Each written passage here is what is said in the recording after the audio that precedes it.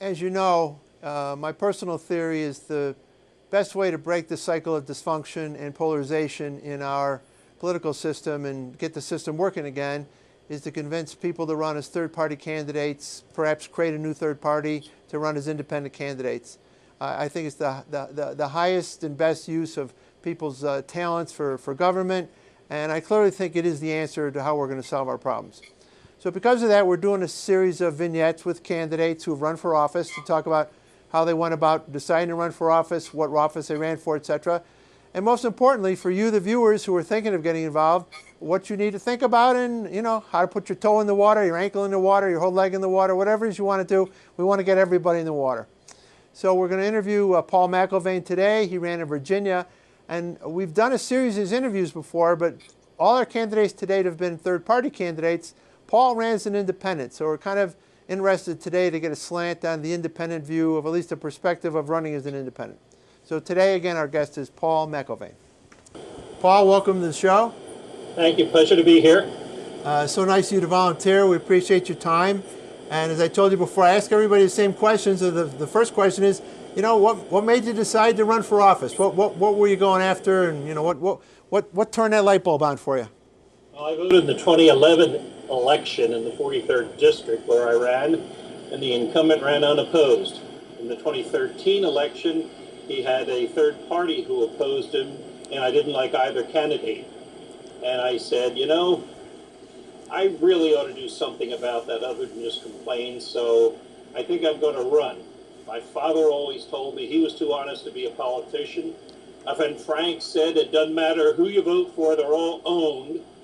So I said, if I'm going to run, I'm going to try to run an honest campaign. I'm never going to advocate something I don't believe in. I'm going to fearlessly advocate what I believe in, and I'm going to fund my own campaign and be owned by nobody. And when this campaign is over, I'm going to be able to look myself in the mirror afterwards and smile. I also believe I'll use the term, our entrenched politicians, the man I was running against had been there for 12 years, going for 2 more. The entrenched politicians, in my view, tend to lose perspective, kind of like my grandson's diaper. They need to be changed often and very much for the same reason. And I can tell you I had a very highly successful campaign despite not being elected. And I believe very much in the old adage, it's not whether you win or lose, it's how you play the game, because winning by deceit or outright lies is a hollow, shameful victory. And Paul, it's interesting you say that, because one of the themes on our show, and I've actually written a book, is that you may not win the election, but the way you run the election, as you said, at a very high level of integrity and forcing a discussion of issues, you may drive results in the system. Nevertheless, you may accomplish a goal, and it sounds like you feel you may have gotten there, so to speak. I think I did. My biggest issue was ethics, and I'll elaborate that a little later. And ethics did not come up in the campaign, other than me bringing it up. Nobody really jumped on that, and about 3 weeks after the election, there was a editorial in the Washington Post that said, gee, now what are the politicians down in Virginia going to do about ethics? And I wrote a letter to the editor that, believe it or not, was published in the Washington Post. And I said, hey, they're not going to do a darn thing because it didn't cost them an election. Sadly enough, in Virginia, every incumbent was reelected in the last election. Over 50% of them ran unopposed. And we had the smallest turnout of voters that we had had since 1970. And I wrote a letter that basically said, you in the press, by not even making this a campaign or even jumping on any of the issues that I brought up, have really fostered what is in fact going to be no accomplishments. Nothing whatsoever in my mind is going to happen. And the General Assembly just started in session today. Well, that's why people like you run for office. And you said you ran in this particular race because of the person had run unchallenged, then you thought the third-party candidate maybe wasn't up to the task. Did you look at any other races, or you only looked at this one state assembly race in Virginia? I just looked at that assembly race in Virginia because, number one, you can only run in the House in the district where you live. which meant I had to run in the 43rd district.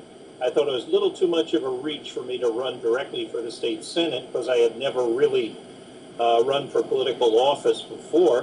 What I found was for all of this recent election, everybody from governor on down was up for re-election, and it included all of the local offices. We had plenty of people running for the Board of Supervisors in the county, a lot of people running for the school board, a number of people running for the Soil and Water Conservation District, but there's kind of a donut hole in the middle of people at the State House between the county and the governor, who, as I said, over 50% of these people were running, unfortunately, unopposed, and all of the incumbents were, sadly enough, reelected. We talk a lot on our show. I'm going to turn you into a viewer. We talk a lot on our show about what I call incumbency protection and how between campaign finance and redistricting and ballot access restrictions and voting restrictions, these people perpetuate the system where a huge majority, not maybe a majority, but a huge number do run unopposed. And I find that very offensive, as you did. So you've decided to run for office. You've decided the office to run for. Now I guess you had a decision. Should you run maybe as a third party, as the other person did you mentioned, or run as an independent? How did you handle that decision, and how did you come out to decide to run as an independent? What I found was party candidates. I'm talking the two major parties. If you want to run for one of the two major parties, actually, you are in effect given a sheet of paper that says, here's what you stand for and here's what you stand against. Some of the third parties, a number of them also are issue parties. They may have narrow issues, but a lot of the third parties also say, okay, here's a set of issues that we have, and you're supposed to be for these things if you want to run as a third party candidate. I found it was too confining, because my thrust in running was not an ideology, not to press a particular point of view, but my thrust was to do what works. In other words, I called it John Wayne management, which is you get in there and you do what's right. By being an independent, I found I had no constraints whatsoever on me in terms of doing what's right or pressing for an issue, and I was able to identify what I considered to be the top issues. And a lot of the parties, and I'm talking both large and small, have specific issues that they very much get on, which I didn't really consider the biggest issue. Not one party, for example, that I was aware of in Virginia, and there are 10 political parties in Virginia, not one of them really had ethics as their number one issue. I decided ethics is my number one issue because Virginia is the 47th worst state for ethics in the nation. We just had our first former governor convicted of corruption, and right now it's going to the Supreme Court, it appears. And our existing governor was actually calling for the strongest ethical standards possible, and that was 2 years ago, and virtually nothing had been done in the General Assembly. And I went out and I said, sports fans, here's what we need, a 7-point program. We need a gift ban. We need to limit campaign spending to what the job pays. We need term limits. We need to ban all campaign contributions to the inaugural ball. We need an oath of office disclosure, which if you're not going to support any provision of the Constitution, you've got to identify that beforehand. I wanted an independent state ethics commission, and also I wanted to replace this political gerrymandering, which is rampant in Virginia, with what I call citizen redistricting. I could say that as an independent, and I could say it as strong as I could in every forum that I had. That was my number one issue, and I never missed an opportunity to say that.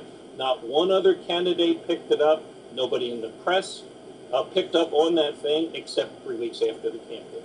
So that's, I like that. I like the fact that you found that your voice was an independent voice, and you ran as an independent in order to project that voice. And obviously, you come across as someone who feels that you did a great job of doing it. So the last question for you and my viewers, who I'm trying to get to run for office, what are some of your takeaways? Someone who's thinking of running as an independent, what's your advice to them? Hopefully your advice is to jump in, but beyond that, what's your advice?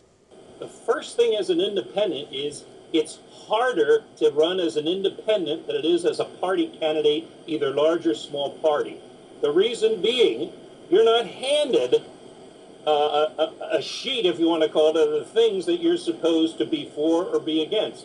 Number one, you've got to identify every issue that's out there. Number two, you have got to research that issue. You've got to identify alternatives to that issue. You've got to pick out and evaluate what's going to work. Then you've got to be able to articulate that as best as possible and in the shortest possible period of time. That's the heck of a lot of work, and it's a lot more work than people typically do when they're a party candidate, because they're already handed this stuff and they just simply can stand up there and spout the party line, I guess. The other thing I found, at least, was it turned out to be a lot more work than I thought. Not just formulating my own positions on these things, okay, but everybody and his brother seems to come out of the woodwork with a questionnaire or this or that. And these questionnaires that typically come, and literally they were that high. They come in on a daily basis. Some of them are literally write a 3-day term paper on such and such thing. A lot of these things I did not like. They were leading questions. And some of them, for example, I said, hey, I'm not going to answer your leading question, but here's my thought on the topic itself. And I wrote a 3.5-page letter to one organization, and then later on they just put me on their website and said I was non-responsive. I was a lot more responsive because I said, you turkeys really are approaching this thing completely differently. You got to be prepared to spend a little bit of money. I spent $682.11 for signs, posters, buttons, things like that.